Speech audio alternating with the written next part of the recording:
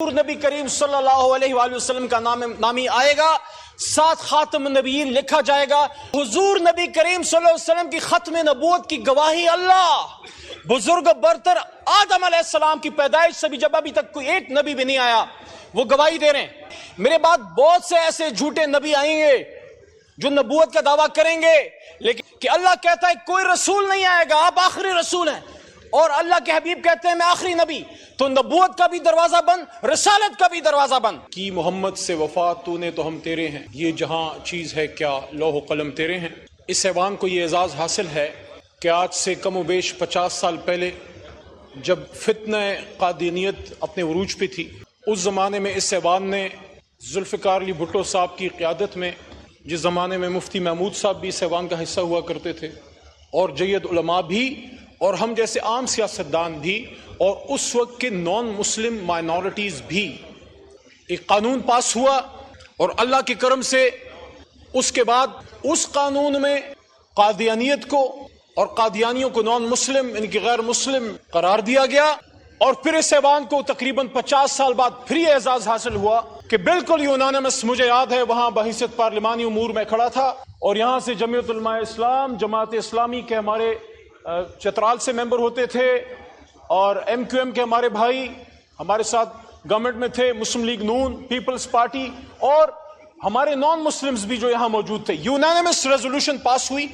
खातम नबीयीन सल्लल्लाहु अलैहि वसल्लम की, और उसके बाद ये एक फैसला हो गया कि पाकिस्तान में जितने जनाब स्पीकर साहब दरसी कुतुब हैं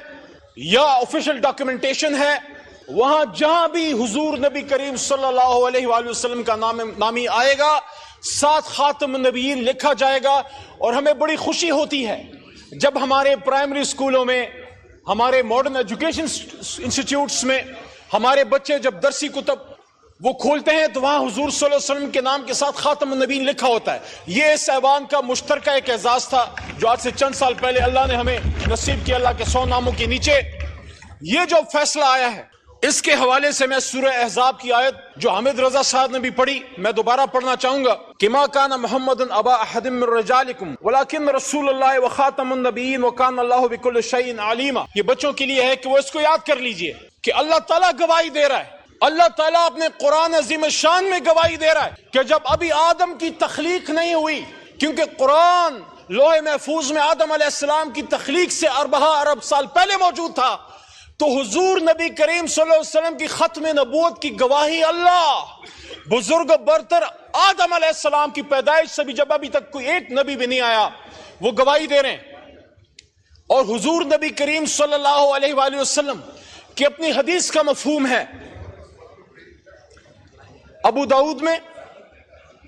हदीस नंबर 4252 और तिरमिज़ी शरीफ में हदीस नंबर 2219, और दोनों का मफहूम यह है कि मेरे बाद बहुत से ऐसे, हुजूर नबी करीम सल्लल्लाहु अलैहि वसल्लम फरमाते हैं, कमी बेशी अल्लाह माफ करे, मेरे बाद बहुत से ऐसे झूठे नबी आएंगे जो नबूवत का दावा करेंगे, लेकिन हुजूर सल्लल्लाहु अलैहि वसल्लम ने क्या फरमाया, अना खातमुन नबीय्यीन ला नबी अबादी, कि मैं आखिरी नबी हूं। हुजूर सल्लल्लाहु अलैहि वसल्लम फरमाते हैं मेरे बाद कोई नबी नहीं आएगा। तो साबित हुआ कि अल्लाह कहता है कोई रसूल नहीं आएगा, आप आखिरी रसूल हैं,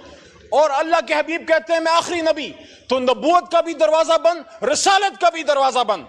और उसके ऊपर मोहर तस्दीक सब की 25 करोड़ अवाम ने अल्लाह के 100 नामों के नीचे इस ऐवान के जरिए, आर्टिकल 260, बड़ी लंबी तफसील है, टाइम जाया हो जाएगा, उसमें यह क्लियर है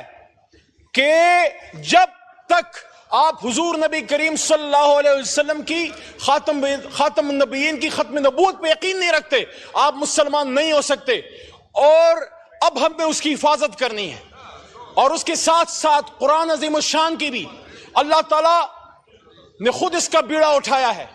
ये कोई भूल जाए कि हम खत्म नबूवत या कुरान की हिफाजत करेंगे, वो अल्लाह करेगा, लेकिन हमने अपना किरदार अदा करना है। मैं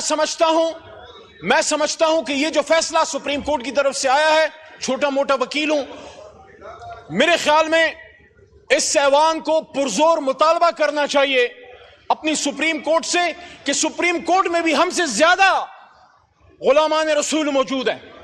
उनको हमसे ज्यादा हुजूर नबी करीम सल्लल्लाहु अलैहि वसल्लम से मोहब्बत है, और उनकी खत्म नबूवत की हिफाजत के लिए हमसे ज्यादा कुर्बानी के लिए तैयार होंगे। लेकिन इस फैसले से इबहम पैदा हुआ है। इसलिए जरूरत इस अमर की है जनाब स्पीकर साहब कि जिस तरह मेरे मोहतरम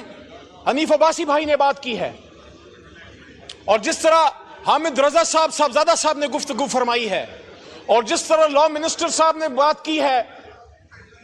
मैं भी इन तमाम बातों को सेकंड करता हूं। सबसे पहली बात तो तहरीक इंसाफ की तरफ से ये कहना चाहता हूं, किसी भी सूरत में रियासत के अलावा, हुकूमत के अलावा किसी को सजा देने का हक नहीं है।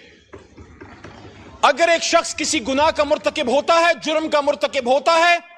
उसको पकड़ना, उसको सजा देना हुकूमत पाकिस्तान का उसकी जिम्मेदारी है, लेकिन उसको उसकी जिम्मेदारी याद दिलाना इस ऐवान का काम है। और एक आखिरी बात और, जनाबे स्पीकर साहब, अगर चौक में कोई कत्ल खुदा न खास्ता हो जाए, उस पर 302 लगती है, क्या ऐसा हो सकता है कि हम ये कहें कि नहीं चार दीवारी के अंदर हो जाए तो फिर ठीक है? नो, अगर चौक पे कत्ल है तो चार दीवारी में कत्ल है। और सबसे बड़ा गुनाह, सबसे बड़ा जुल्म इस कायनात में अगर हो सकता है वो हुजूर सल्लल्लाहु अलैहि वसल्लम की खत्म नबूवत से इनकार और कुरान में तहरीफ की कोशिश है। जो ये कोशिश करेगा, ये ऐवान, ये 25 करोड़ अवाम उन हाथों को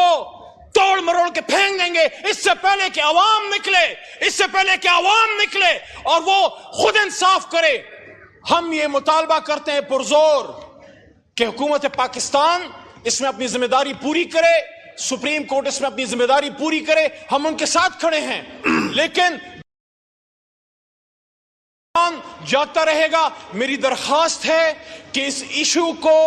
आप इसके लिए स्पेशल पार्लियामेंट्री कमेटी बनाइए, उसमें सेनेट से मोहतरम मेंबरान को लाइए, उलमा कराम को बैठाइए, हमें मौका दीजिए और वो पार्लियामेंट्री कमेटी तब तक अपनी मीटिंग्स करती रहे और तब तक वो कमेटी अपनी ड्यूटी करती रहे जब तक सुप्रीम कोर्ट अपने इस फैसले पे नजर सानी नहीं कर लेता। बहुत शुक्रिया, बहुत शुक्रिया। कादिर पटेल साहब।